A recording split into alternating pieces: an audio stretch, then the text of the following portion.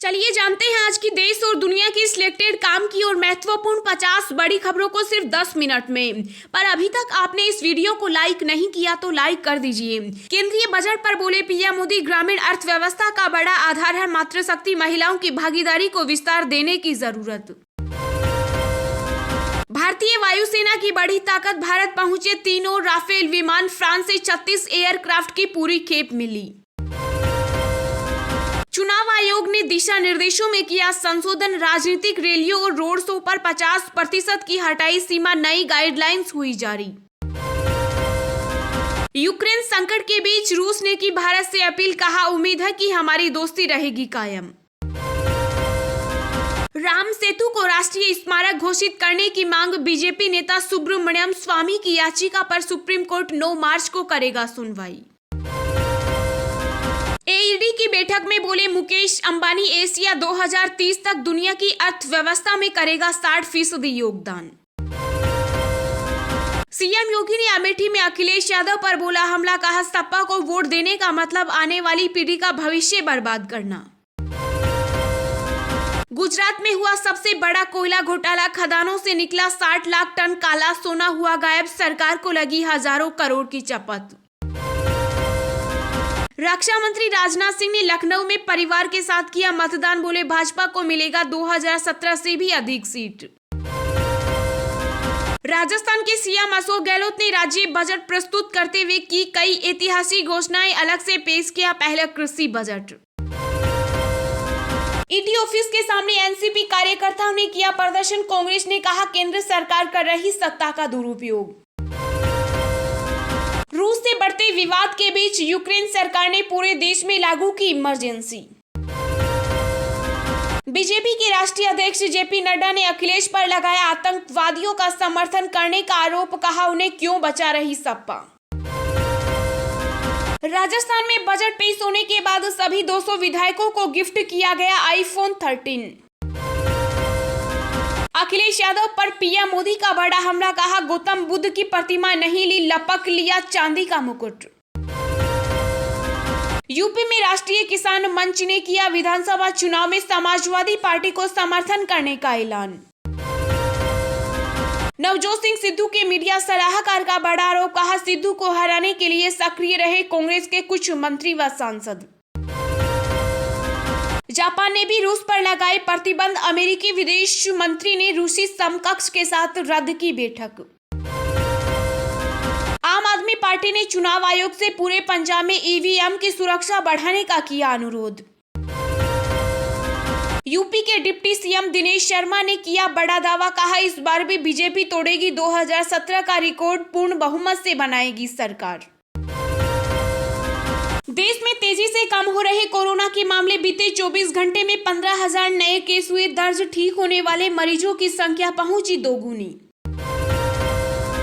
Offline होगी CBSE और ICSE की 10वीं और 12वीं की परीक्षाएं, सुप्रीम कोर्ट ने कहा ऐसी याचिकाओं से बच्चों में पैदा होता है भ्रम। बसपा सुप्रीमो मायावती का बयान, यूपी में दलित मुस्लिम ही नहीं बहुजन समाज पार्टी को मिल रहा सर्व समाज का वोट। भारतीय रेलवे की नई पहल, शताब्दी और वंदे भारत ट्रेन में यात्री नहीं होंगे बोर, मनोरंजन के लिए रेलवे ने किया खास इंतजाम। बसपा प्रमुख अखिलेश यादव का दावा, बीजेपी नेताओं के घर और गाड़ियों से उतर गए झंडे, सीएम योगी ने बुक कराया गोरखपुर का टिकट। पीएम मोदी ने बाराबंकी में सपा पर बोला हमला, कहा घोर परिवारवादियों ने उत्तर प्रदेश के साथ नाइंसाफ किया और ना ही कर पाएंगे। यूपी विधानसभा चुनाव में सपा ने लगाए गंभीर आरोप, कहा बीजेपी को वोट डालने के लिए बाध्य कर रहे पीठासीन अधिकारी। प्रधानमंत्री जीवन ज्योति बीमा योजना में 18 से लेकर 50 साल की उम्र में भी उठाया जा सकता है लाभ, जाने योजना से जुड़ी जरूरी बातें। मायावती का अखिलेश यादव पर जोरदार हमला, सपा प्रमुख को बताया नकली अंबेडकरवादी। कर्नाटक विधानसभा में सीएम, मंत्री और विधायकों के वेतन में वृद्धि के लिए विधेयक हुआ पारित। उत्तराखंड में हरीश रावत ने बीजेपी पर सर्विस वोटर्स के मतदान में धांधली का लगाया आरोप, वीडियो वायरल होने के बाद चुनाव आयोग से की जांच की मांग। कांग्रेस नेता सलमान खुर्शीद ने यूपी चुनाव के बाद सपा के साथ गठबंधन के दिए संकेत, कहा भाजपा बेहद भयावह है। पश्चिम बंगाल के राज्यपाल जेपी धनखड़ ने वित्तीय मामलों से संबंधित फाइलों को लौटाया। टीएमसी ने कहा संवैधानिक पद को बना दिया है हंसी का पात्र। यूपी में बीजेपी सांसद रीता बहुगुणा जोशी के बेटे मयंक जोशी ने की अखिलेश यादव से मुलाकात, सपा में होंगे शामिल। ईडी ने अंडरवर्ल्ड कनेक्शन से जुड़े मामले में नवाब मलिक को किया गिरफ्तार। एनसीपी नेता ने कहा न डरेंगे न झुकेंगे। साइलेंट किलर है कोरोना का ओमिक्रॉन वेरिएंट, सीजीआई बोले इसे ठीक होने में लगता है लंबा समय। बीजेपी के राष्ट्रीय उपाध्यक्ष प्रभात झा के बिगड़े बोल, कहा टीएमसी कार्यकर्ताओं के खिलाफ करे बांस का इस्तेमाल। हिमाचल में राज्यपाल के अभिभाषण के बीच कांग्रेस विधायकों ने किया हंगामा, नारेबाजी करते हुए सदन से किया वॉकआउट। यूपी में बाहुबली विधायक मुख्तार अंसारी को लगा एक और बड़ा झटका, गाजीपुर में पुलिस ने करोड़ों की बेनामी संपत्ति कुर्क की। नवाब मलिक की गिरफ्तारी पर बोले अखिलेश यादव, बीजेपी जब घबराती है तो एजेंसियों को काम पर लगाती है।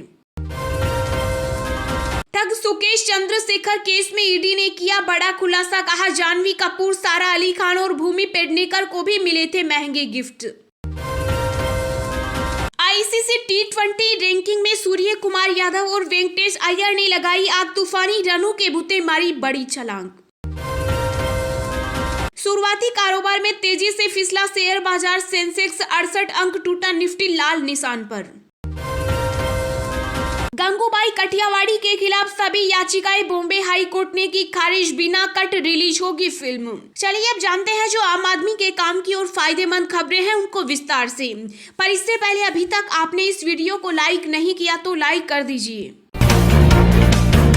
केंद्रीय बजट पर बोले पीएम मोदी, ग्रामीण अर्थव्यवस्था का बड़ा आधार है मातृशक्ति, महिलाओं की भागीदारी को विस्तार देने की जरूरत। जी हां, प्रधानमंत्री नरेंद्र मोदी ने ग्रामीण विकास पर केंद्रीय बजट के सकारात्मक प्रभाव पर वेबिनार को संबोधित किया। पीएम मोदी ने कहा कि सबका साथ, सबका विकास, सबका विश्वास और सबका प्रयास हमारी सरकार की नीति और एक्शन इसका मूलभूत प्रेरणा सूत्र है। उन्होंने कहा कि इस बजट में सरकार द्वारा सेचुरेशन के इस बड़े लक्ष्य को हासिल करने के लिए एक स्पष्ट रोड मैप दिया गया है। मोदी ने कहा कि बजट में पीएम आवास योजना, ग्रामीण सड़क योजना, जल जीवन मिशन, नॉर्थ ईस्ट की कनेक्टिविटी, गांव में ब्रॉडबैंड कनेक्टिविटी, ऐसी हर योजना के लिए जरूरी प्रावधान किया गया। मोदी ने आगे कहा कि ग्रामीण अर्थव्यवस्था का एक बड़ा आधार हमारी महिला शक्ति है। वित्तीय समावेशन ने परिवारों में महिलाओं के आर्थिक फैसलों में अधिक भागीदारी सुनिश्चित की। स्वयं सहायता समूह के जरिए महिलाओं की भागीदारी को और विस्तार देने की जरूरत है। गांव में हम ज्यादा से ज्यादा स्टार्टअप कैसे लाएं, इसके लिए भी आपको अपने प्रयास बढ़ाने होंगे। मोदी ने कहा कि सरकार ने जल जीवन मिशन के तहत लगभग 4 करोड़ कनेक्शन देने का टारगेट रखा है। चुनाव आयोग ने दिशा निर्देशों में किया संशोधन, राजनीतिक रैलियों और रोड शो पर 50% की हटाई सीमा, नई गाइडलाइंस हुई जारी। जी हां, देश में कोविड-19 मामलों की संख्या में काफी गिरावट देखी जा रही है। इसके मद्देनजर चुनाव आयोग ने विधानसभा चुनाव के लिए अपने दिशा निर्देशों को और संशोधित किया। नई गाइडलाइन के अनुसार चुनाव आयोग ने बैठकों, रैलियों, राजनीतिक दलों और उम्मीदवारों के रोड शो में 50% क्षमता के साथ प्रतिबंध में ढील दी। हालांकि अन्य मौजूदा प्रतिबंध लागू रहेंगे। आयोग ने देश में कोरोना के मामलों में गिरावट को देखते हुए चुनावी राज्यों मणिपुर और उत्तर प्रदेश के चुनावी प्रचार को लेकर यह फैसला लिया। आधिकारिक प्रेस विज्ञप्ति में चुनाव आयोग ने कहा कि अब आयोग ने राजनीतिक दलों, उम्मीदवारों को एसडीएमए नियमों के अधीन अपनी बैठकें और रैलियां आयोजित करने की अनुमति दी है। चुनाव आयोग ने एसडीएमए नियमों के अधीन और जिला अधिकारियों की पूर्व अनुमति के साथ रोड शो की भी अनुमति दी। उत्तर प्रदेश में शेष चरणों का मतदान 27 फरवरी, 3 मार्च और 7 मार्च को होगा, जबकि मणिपुर में 2 चरणों में 27 फरवरी और 3 मार्च को मतदान होगा। राजस्थान के सीएम अशोक गहलोत ने राज्य बजट प्रस्तुत करते हुए की कई ऐतिहासिक घोषणाएं, अलग से पेश किया पहला कृषि बजट। जी हां, राजस्थान के मुख्यमंत्री अशोक गहलोत ने वित्त मंत्री के रूप में वर्ष 2022-23 का राज्य बजट पेश किया। इस दौरान सीएम गहलोत ने कई ऐतिहासिक घोषणाएं की।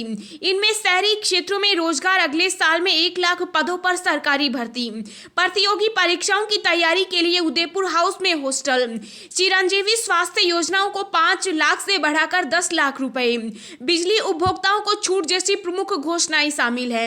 इसके अलावा सीएम गहलोत ने कर्मचारियों के वेतन कटौती के फैसले को वापस ले लिया। इसके साथ ही प्रदेश में पुरानी पेंशन योजना को फिर से लागू करने का ऐलान किया। इसका लाभ 1 जनवरी 2004 के बाद नियुक्त हुए कर्मचारियों को मिलेगा। कृषि बजट को लेकर मुख्यमंत्री गहलोत ने कहा कि ब्याज मुक्त फसली ऋण में आगामी वर्ष 20,000 करोड़ का प्रावधान किया गया। साथ ही 5 लाख नए कृषकों को ऋण दिए जाएंगे। इसके अलावा बजट में बिजली उपभोक्ताओं को बड़ी राहत दी। 100 यूनिट खर्च करने वाले उपभोक्ताओं को 50 यूनिट बिजली फ्री दी जाएगी। सीएम गहलोत ने शहरों में रोजगार, इंदिरा गांधी शहरी रोजगार गारंटी योजना लागू करने की घोषणा की। मनरेगा में 100 दिन का रोजगार 125 दिन करने की घोषणा की है। सीएम योगी ने अमेठी में अखिलेश यादव पर बोला हमला, कहा सपा को वोट देने का मतलब आने वाली पीढ़ी का भविष्य बर्बाद करना। जी हां, उत्तर प्रदेश के मुख्यमंत्री योगी आदित्यनाथ ने 5वें चरण की वोटिंग के तहत अमेठी में एक जनसभा को संबोधित किया। अमेठी के तिलोई विधानसभा क्षेत्र में सीएम योगी विपक्ष पर जमकर बरसे। योगी ने विपक्ष पर आरोप लगाते हुए कहा कि सपा को वोट देने का मतलब आने वाली पीढ़ी के भविष्य को बर्बाद करना। अपनी सरकार की तारीफ करते हुए सीएम योगी ने कहा कि आज तिलोई को एक मेडिकल कॉलेज भी मिल गया। यह मेडिकल कॉलेज समाजवादी पार्टी भी दे सकती थी, लेकिन उसके पास विकास का विजन नहीं था। मुख्यमंत्री योगी आदित्यनाथ ने कहा कि समाजवादी पार्टी अपने एजेंडे को लेकर चलती है। सपा, कांग्रेस और बसपा की राजनीति का आधार जाति, मत और धर्म हुआ करता था। हमारी सरकार में राशन डबल डोज का मिला है। सपा की सरकार होती तो राशन खा जाते, बसपा की सरकार होती तो बहन जी के हाथी का पेट ही इतना बड़ा है। 10 मार्च को सरकार बनेगी तो उज्ज्वला योजना के लाभार्थियों को होली दिवाली पर फ्री का सिलेंडर मिलेगा।